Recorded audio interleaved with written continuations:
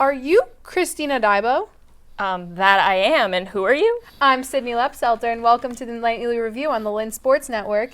In this edition of the Nightly Review, we will take you through the top highlights from the week and talk briefly of each team's performance. Let's see what you missed. The baseball team swept their weekend series against the Adelphi Panthers. On Friday afternoon, Pat Dorian led the home team with 4 hits on the day and were able to utilize that momentum to shock the Panthers 15-2. On the mound Saturday, Frank Grandinetti used a dominant pitching performance with a season-high 8 innings pitched, while holding the Panthers scoreless and scattering 7 hits. It must have been the new haircut. Did you see that? Oh yeah, honestly, the long hair was probably holding him back. He looks flawless. We see here Miguel Ceballos hits a clean ball to right field. Ceballos, Jaron Pickney, and Jake Rouse each recorded extra base hits as they were able to shut out Adelphi 5-0. The team will take on Florida Tech on the road on Saturday at 6 p.m. It was an epic pitcher's duel between two of the top hurlers in the Sunshine State Conference, Fran Alexa of Lynn and Stephanie Atkins from St. Leo. The Fighting Knights defeated the 11th-ranked Lions on Friday afternoon, 1-0 in 9 innings. Alexa tossed 9 shutout innings, and Sunduk drove in 2-winning run with a 2-out walk-off double. On Saturday, the Fighting Knights could not overcome their 7 combined errors in a 4-1 and 7-4 loss despite coming out on top in 3 runs. The men's golf team competed in the first round of the 2017 Southeastern Collegiate. Martin Cancino tied a season best score of 68. Moving into the last round on Tuesday, Manuel Torres shot an even par, while Felix Kavenstrom shot a third consecutive round of 73, earning a tie for 5th place.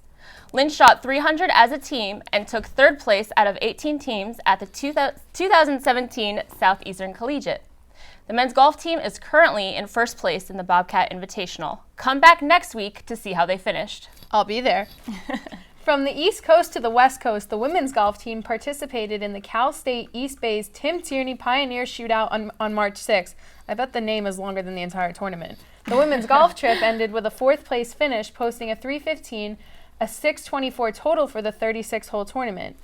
Junior Samantha Barber carded a 2nd consecutive round of 75, tying for 7th, making it her 2nd top 10 finish of the year, with a 6 over par 150. The Fighting Knights will participate in the Barry Women's Invitational at Don Shula's Resort and Golf Club starting Monday, March 27th in Miami. The men's lacrosse team experienced a change in temperature as they traveled to Greensburg, Pennsylvania on Saturday to challenge 11th-ranked Seton Hill University. On Saturday, the men fell behind 10-3 in the first half before making a second-half comeback to send the game into overtime.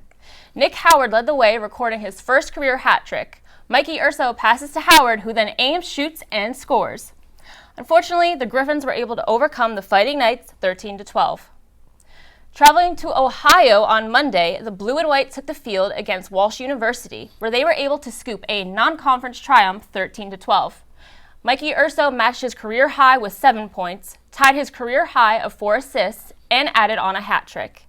From behind the net, Mikey Urso passes to Austin Jerhoff with an over-the-shoulder shot put in the back of the net, one of the 4 goals scored by Jerhoff. The Fighting Knights opened Sunshine State Conference play on their own turf this Saturday at 5 p.m. against Florida Tech. Now it's time for the Lynn Sports Network Team of the Week.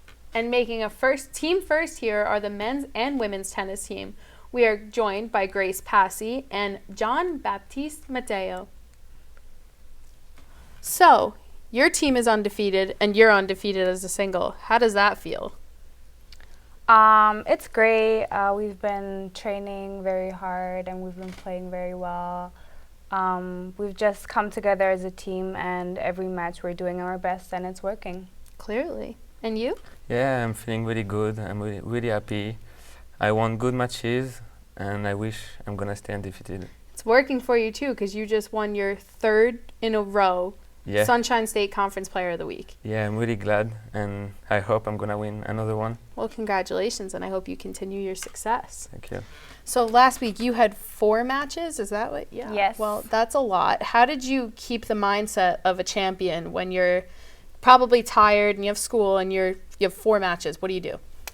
Essentially, you just have to think about the end goal, which is winning the national championships. And if you're as successful as we are right now, you just keep going and you just do your best every time, and then you see what happens, really. And the road to the national championships, how are you guys preparing for that, both in singles and with your teams? I mean, we are practicing really hard, and we think match after match. We don't think to the conference yet. We have a lot of good match coming next week, so we're gonna focus on this one, and then we'll see. And same for you? Same goes for us. Well, good luck to both of you and your teams. We can't wait to see what happens. That will do it for this week's edition of the Nightly Review. Remember to log on to LynnFightingKnights.com for all your blue and white info, and stay connected by following @Lynn_Knights on Twitter and Instagram. Thanks for watching this week, and keep Lynning.